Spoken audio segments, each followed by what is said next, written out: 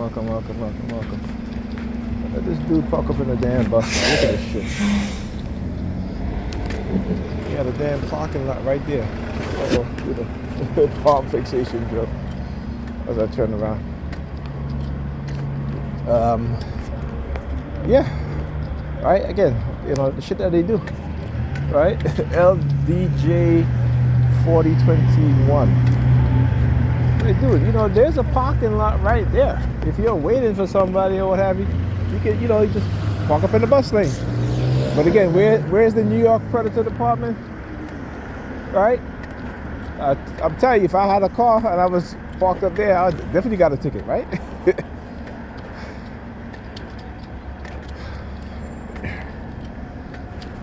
You know what I'm saying? Anyhow, yeah, so again, as the previous video I'm gonna upload, again, I want you guys just look at what they do. Right, the hand signals now. What I've learned is to block those things out from my mind. Whatever my mind is telling me, I block it out by replacing it with words or phrases. That's what I do. So all of that was to engage in also remote neural monitoring, right? To engage in doing all these hand signals to see, so they can have me on the remote neural monitoring to see what my mind is saying, right? And again, these are the things that they put into my mind, right? So, and why they do it? Again, it's identification, right? They know how they program me, what they put into my mind.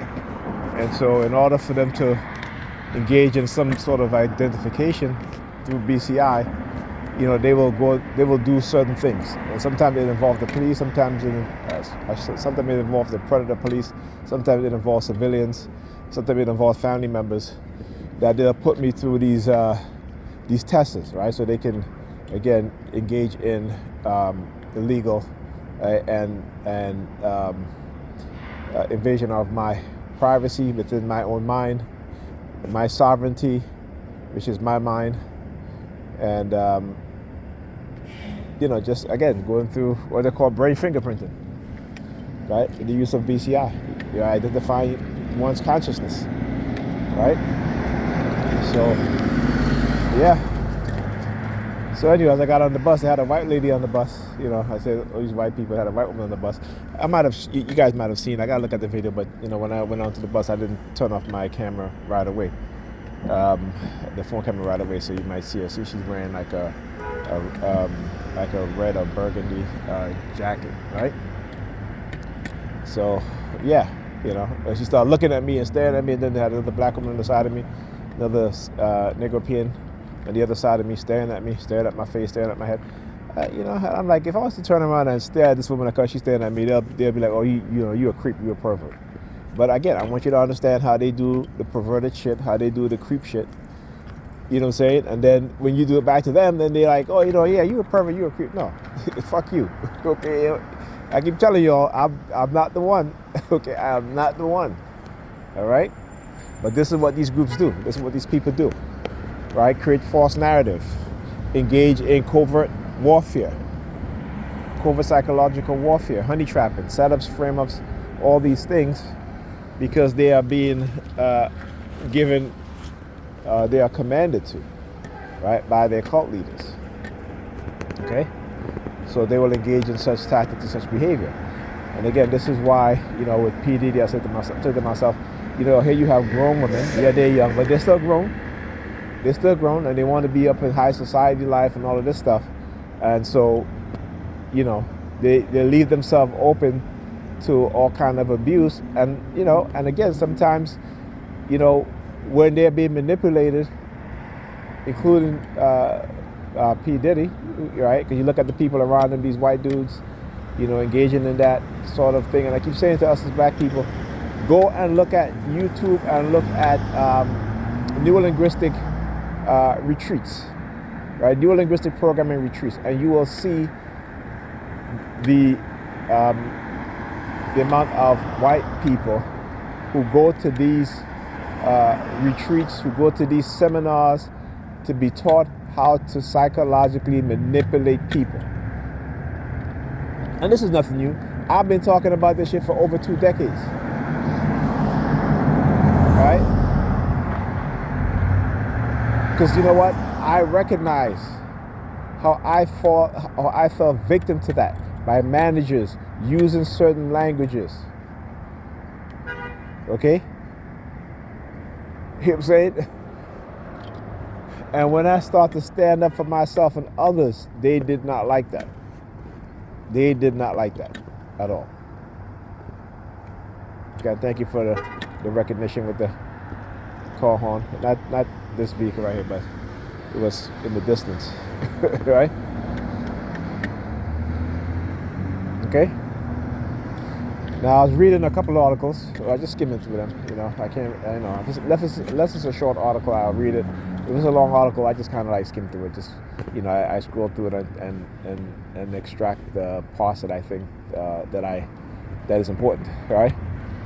So one, you know, the chip war with China, and I keep saying, you know, the United States, the greedy corporations, right, who move manufacturing overseas to degrade the skills of the American workers and to give China the leg up on technological manufacturing advancement, even the copying of their intellectual property, which is the design of their microprocessors. Okay? And this is why you see China have become such a superpower, right? And the Chinese are very intelligent, right? Not smart. They are intelligent. Being smart and intelligent is two different things. The Chinese are very intelligent. Okay? So what did the Chinese do? Right? They say, okay, these white people, they're greedy. We're going to use their greed against them, and we are going to advance ourselves in terms of using what they give us to produce. And we're going to reverse engineer it, we're going to copy it, we're going to, you know, have it to advance ourselves. And they did. And so I applaud them for that because, you know, like I said, white people use black people in this Western society to steal our intellectual properties, to steal our designs, our creations, our inventions. And the same thing was being done to them by the Chinese. So kudos to the Chinese and their leaderships, okay? You know what I'm saying? But America did this to itself, not the American people. I'm talking about the greedy corporations, the elites. The greedy corporations who greed knows no bounds, okay? And like I said, for African countries, African leaders who are operating in your country, you have brilliant inventors, creators, very brilliant creative people, right? You have some of the most intelligent people on this planet. And you don't see them as your national treasures. You don't see them as part of your natural resources. You don't invest in them. Because, and I hope my brothers and sisters in Africa learn from the Chinese, okay? And also learn from Western countries that, you know, you don't engage in this hyper extreme greed, okay?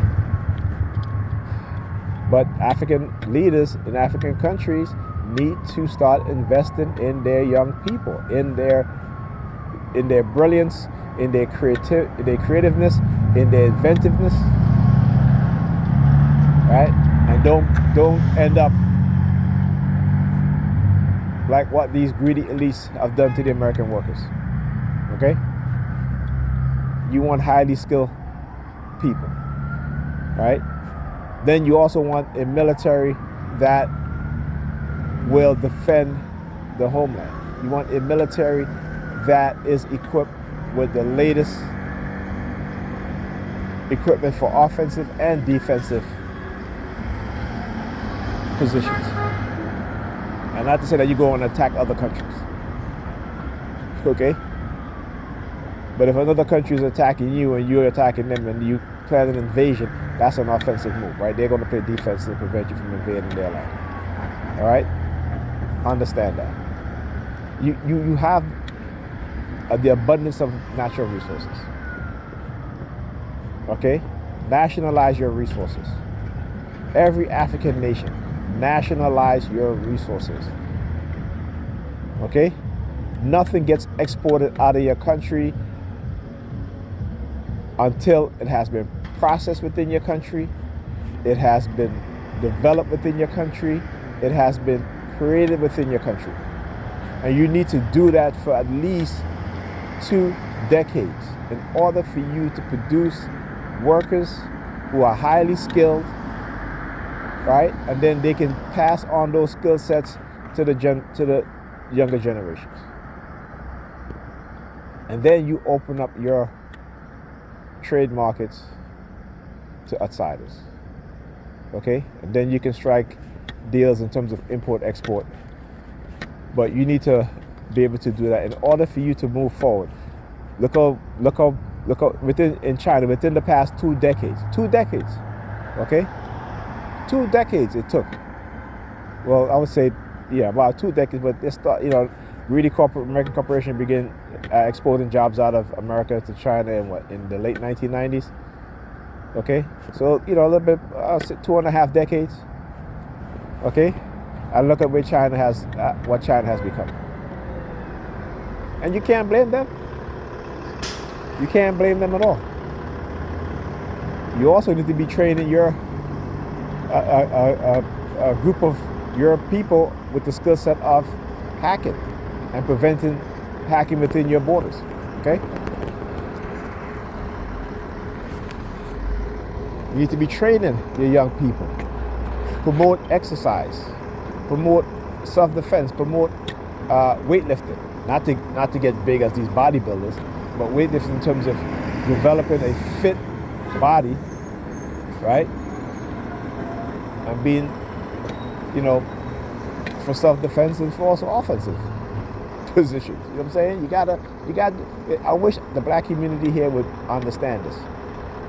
They have created overweight black people in America, right? Overweight black people in America. Okay? And if America wants to draft black people into the army, in case if there's a war and there's a draft, okay, you're gonna have unhealthy black people in there. Okay? So, they're gonna send them out to die first. Okay, they're gonna send them out first to die. Right? They're not gonna waste their fit, able-bodied men and women. They're gonna send the ones that they're gonna say, okay, yeah, all right, yeah, you passed, you got a minimum score, you passed, yeah, we put you on the front line. Okay?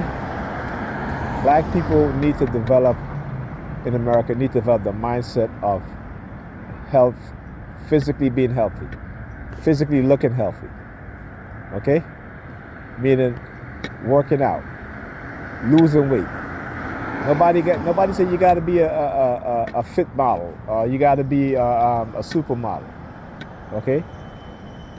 But I see, because when I got on the bus tonight and there's a woman sitting across from me, and she's overweight and she's just sitting on both seats. She's sitting in the middle, right, with both her ass cheeks on each seat, and her legs open like a man. I'm just like, wow, man. Like I said, I don't blame them, because again, it's the situation and the environment that we're brought up in, and the cognitive warfare that they have engaged within on us and within the communities that we live in. And so I don't really blame them, but I mean, come on, you gotta have some sort of courtesy. You gotta, like I said, sometimes I'll stand up in front of the bus and I'll let the women go in, and some of these men be trying to argue with me like this. I'm like, I just tell myself, listen, just be let the ladies go. You know what I'm saying? And when you talk to them in a manner like, listen, come on, man, you're a man, let the woman go. Some of them, and you'll be surprised, because some of the older ones are even more resistant to letting the woman go on the bus first. And so it's always the younger brothers, and I always tell them, I said, listen, man, thank you. I said, don't, keep that same mindset. Okay, don't change it. Don't change it. Right? Show your younger brothers, to be courteous and be respectful of our women, because our women are our greatest treasures. They don't understand that. They don't know that, right? Because it has been that mindset has been taken away from them and from us, right? So I was also reading of my second point, also reading about the two high school young women, young girls. Actually, they're in college now, right? And they discovered 9 more solutions to solve the Pythagorean theorem. And again, I don't even know why they call it Pythagorean theorem, because it's not Pythagoras that developed that. It was, again, you talk about Imhotep. It should have been the Imhotep theorem, right? Not Pythagoras. Okay, so they came up with 9 other ways, and I'm like, look at how brilliant our young women are, right? If black women would understand their history, and again, there's a reason why they don't mention Kemet when they talk about ancient Egypt. They'll say ancient Egypt, but ancient Egypt only came about at the decline, right? On the decline of Kemet, on the decline, the invasion of the Greeks, the invasion of the Romans. Okay, but that's later. You know what I'm saying? That's later on, right? That's when Kemet was in its decline, and the Europeans came in, take over, and then the Arabs. So you're talking about when the period in which Kemet was at its highest advancement in ancient time, right? And we saw that what happened. We saw a decline in knowledge. We saw a decline in science. We saw a decline in math. We saw a decline in all these things. Okay? So, like I said, these 2 young black women, brilliant black women, intelligent black women. Okay?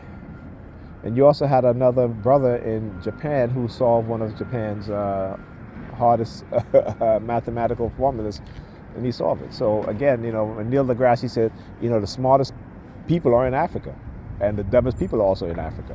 He's right. The tallest people are in Africa. The shortest people are in Africa. He's right. Okay? Now, in terms of the fattest and slimmest, the fattest people are not in Africa, but the slimmest people are in Africa. Okay? So there you go. But anyhow, but again, just to show you that how they've conditioned black women today is because they have no knowledge of self. They have no knowledge of they were the first to be worshipped. Not some man, God in the sky, not some Jesus. Okay? It was the black woman. She was the very first deity that the black man worshiped and prayed to. Okay? All right, so now let's go on my third point. New York Housing Authority, okay? Just reading a report that they have cleaned up 10,000 public housing apartment units free of lead. Right? Now, listen to how ridiculous this is, right?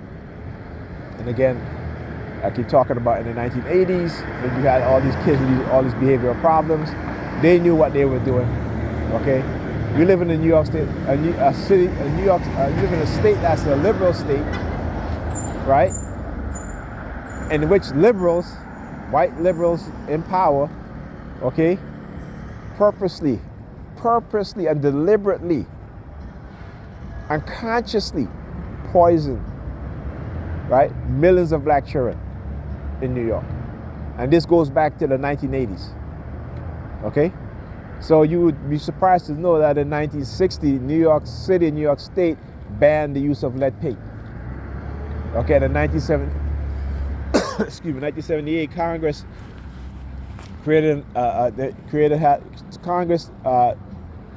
bill that was signed into law, right, in which banned the use of lead paint in public housing, in private housing, no lead paint. Okay, but they left the lead paint in the public housing in which majority black people and black children lived in. Okay, so in the 1980s, with the crack epidemic, you see a lot of children having behavioral issues, and they were blaming the parents. Okay, they were blaming the parents. They knew it was lead. They knew these children were being poisoned with lead. We're talking about the 80s, we're talking about the 90s, we're talking about the 2000s, we're talking about the 2010s, the 2001s, and the 2010s, all the way up to up until now. Still, tens of thousands of apartments in New York City housing sector has lead paint. Okay? And they're saying that it's going to take until the year 2038 that these housing units, that these apartment units, to be free of lead. All of them. That's what they say, right? But what have we also known in the past? That the New York Housing Authority lied in court and lied on inspection, saying that apartments were lead free. Again, it was purposely done, right? And in 2016, 2017, we found out that how much? Over 14,000 New York City children poisoned with lead. Okay? Poisoned with lead. Then we see what happened in Michigan, the lead poisoning. You go upstate New York, lead poisoning in communities where black people live. Okay? And I'm not kidding you, there was an article that says that in this 2 towns, one poisoned with lead, the other one that's white, no lead in their water system. Okay? That is purposely done. And the federal government have done nothing. None of these politicians in Michigan was charged with the crime of poisoning an entire city. Right? Children have died. Adults have died. Right? And then to settle on I'm so angry. Let me tell you, when I think about that settlement that was paid out, and again, and the lawyers are going to get half of that. You know, it shows you that these lawyers also are working with the system, right? That settlement is not going to do anything for these people who need long-term care, right? But they put out a big number, okay? But that big number is nothing when you get the lawyer's fee. Then, over 20,000 people. 20,000 people poisoned, right? And why you don't hear nothing about Flint anymore? Why is there a media blackout on Flint?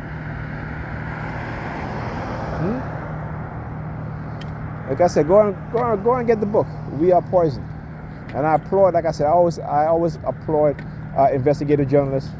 You know, one of the true investigative journalists, a hero in my book, Michael Hastings, you know, died because he spoke the truth. Died because he had the ability to get the information of what the government was doing. Okay?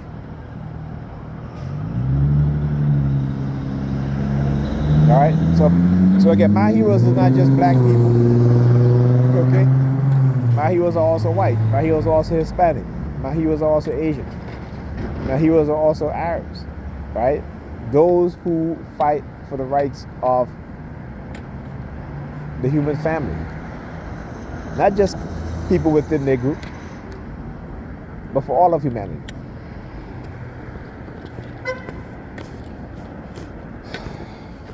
Right? Now you hear the making all that noise, right? Yeah, because they know I'm speaking the truth. They have been deliberately poisoning tens of thousands of our children, including probably us when we were younger. Okay?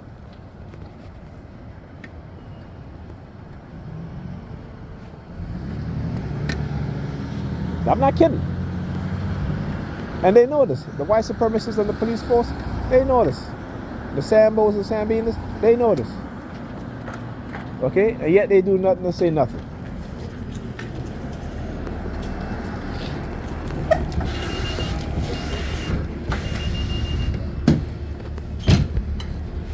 Thank you.